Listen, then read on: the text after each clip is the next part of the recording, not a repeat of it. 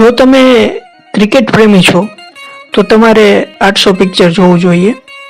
મુરલીધરનનું biopic છે. તમને ગમશે, પણ શરત એક જ છે કે તમે ક્રિકેટ પ્રેમી હોવા જોઈએ. આ પિક્ચર મુરલીધરનના 800 વિકેટ લેવા સુધીની સફરની વાત કરે છે.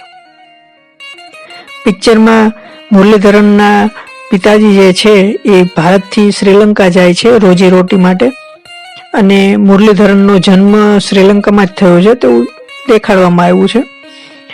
અને શ્રીલંકામાં જન્મેલા મુરલીધરનને હંમેશા તમિલિયન કહીને જ ભેદભાવ થતો હોય તેવું પિક્ચરમાં દેખાડવામાં આવ્યું છે. પિક્ચરમાં તેમની એક્શનને લઈને થયેલો વિવાદ, અને આ ઉપરાંત મુરલીધરન એક વખત પ્રભાકરને મળેલા તેવું પણ દેખાડવામાં આવ્યું છે.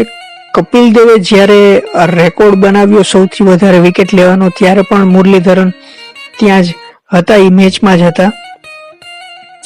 મુરલીધરનને ભારતમાં જ લગ્ન કર્યા છે અને તેમને ટેસ્ટમાં 800મી જે વિકેટ લીધી છે તે ભારતના પ્રજ્ઞાન ઓઝા છે.